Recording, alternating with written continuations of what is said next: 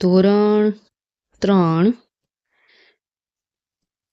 English એમાં આપણે unit number 3 rainbow. Rainbow એટલે શું થશે છોકરાઓ? જે તમે ઘણી વખત ચોમાસામાં મેઘધનુષ જોતા હો છો ને આકાશમાં, એને ઇંગ્લિશમાં કહેવાય રેઇનબો.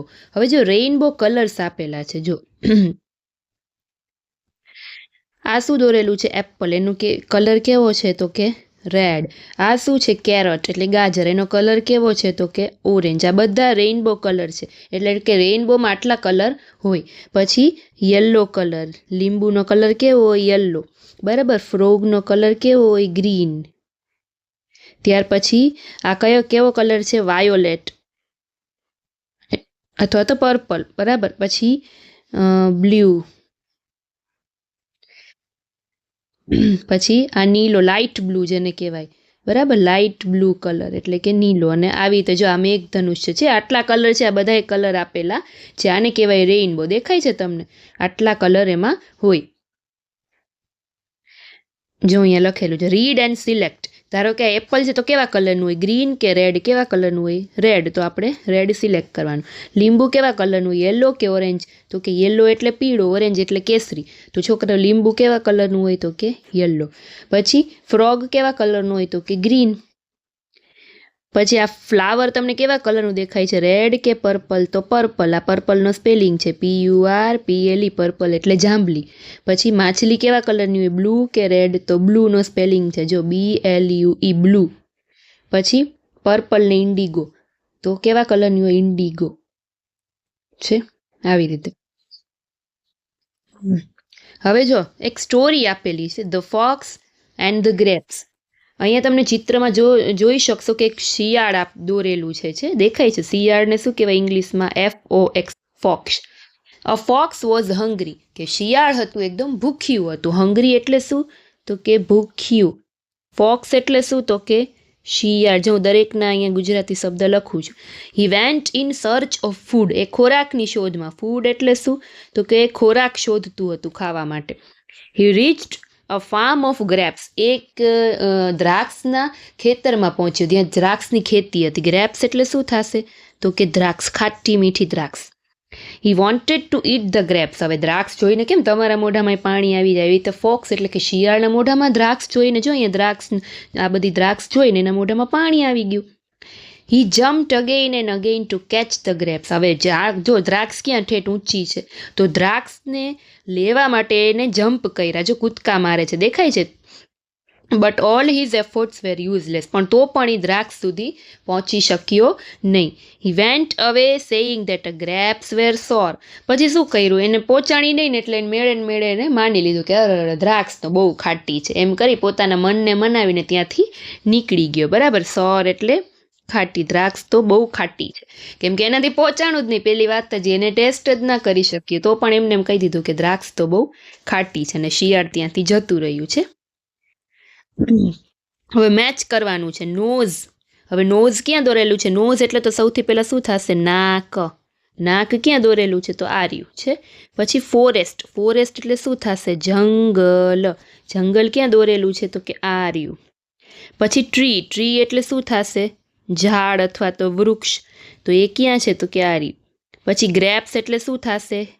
દ્રાક્ષ. આ રહી. ફોક્સ એટલે શિયાળ. ક્યાં છે? તો કે આ રહ્યું છે. આવી રીતે મેચ કરવાના છે.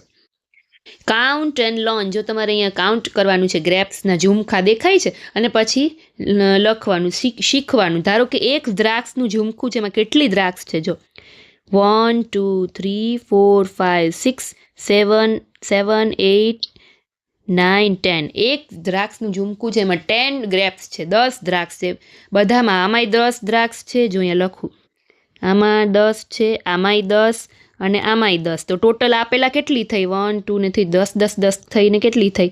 30 થઈ, બરાબર.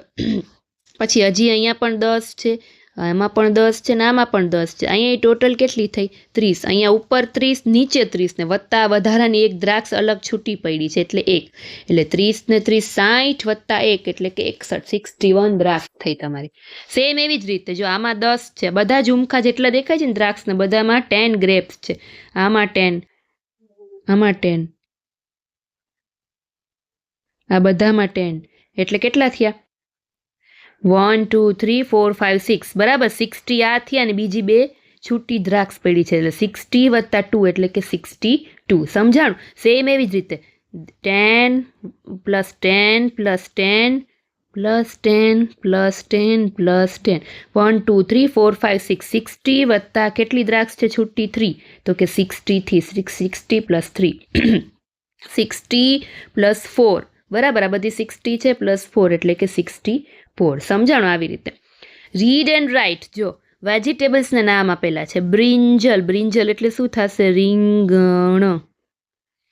BRINJAL, બ્રિંજલ એટલે રીંગણ.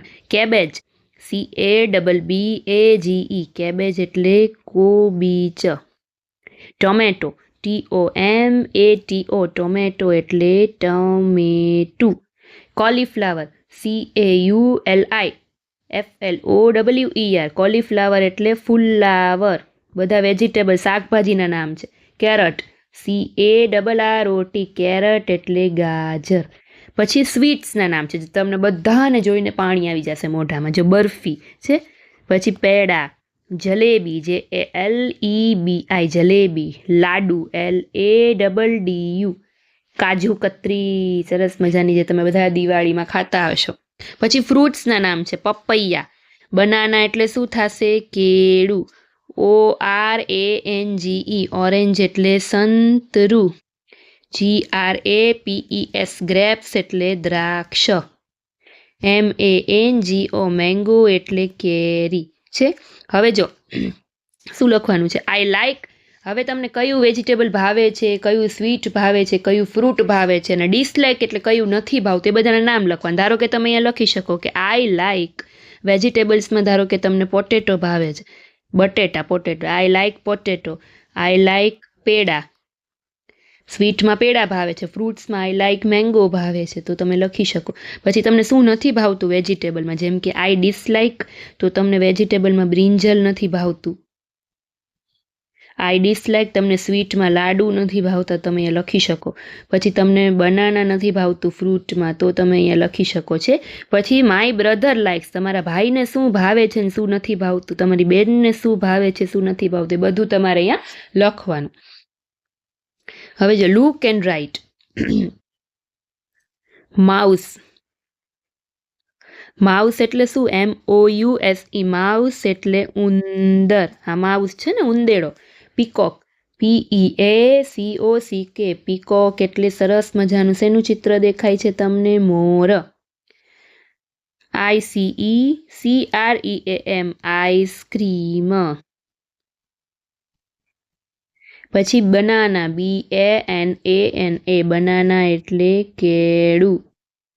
મેંગો, MANGO, મેંગો એટલે કેરી. બોલ, BALL, બોલ એટલે દડો, જે તમે રોજ એનાથી રમો છો. હવે જો રીડ એન્ડ રાઇટ. તમારે શું કરવાનું છે કે આ માઉસ જે, સોરી, આ રેબિટ જે છે ને, સસલું, સસલું બધાને ખબર છે કે એને ગાજર બહુ ભાવે, તો એના ગાજર સુધી તમારે એને રસ્તો પહોંચાડવાનો, દેખાડવાનો છે કે ગાજર સુધી કેમ પહોંચશે. બરાબર? સ્ટાર્ટ કરવાનું ને પછી ગાજર સુધી તમારે એને પહોંચવાનું છે. આ હું નહીં કરાવું, મજા આવશે, તમે તમારી બુકમાં કરજો. હવે જો એક સરસ મજાની રેઇનબોની પોયમ આપેલી છે. Rainbow colours. Tell me what do you C?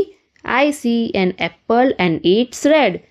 Tell me what do you see? I see a carrot and it's orange. શું કહે છે પહેલાં કે તમે શું જોયું? તો કે મેં એક એપલ જોયું જે લાલ કલરનું છે. પછી કહે છે બતાવો તમે શું જોયું? તો કે મેં એક ગાજર જોયું તે ઓરેન્જ કલરનું છે. Tell me what do you see? I see a lemon and it's yellow. પછી મેં એક લીંબુ જોયું જે યલો કલરનું છે. Tell me what do you see? બતાવો તમે શું જોયું? I see a frog and it's green. પછી મેં એક દેડકો જોયો જે ગ્રીન કલરનો છે. Rainbow colours everywhere. Red, orange, yellow, green. Rainbow colours everywhere. શું કહે છે કે રેઇનબોના કલર બધી જગ્યાએ તમને જોવા મળે છે. રેડ હોય, ઓરેન્જ હોય, યલો હોય, ગ્રીન હોય છે. Blue, purple, Indigo. Red, orange, yellow, green, blue, purple, Indigo. આ જો રેઇનબોના કલરના નામ છે બધા.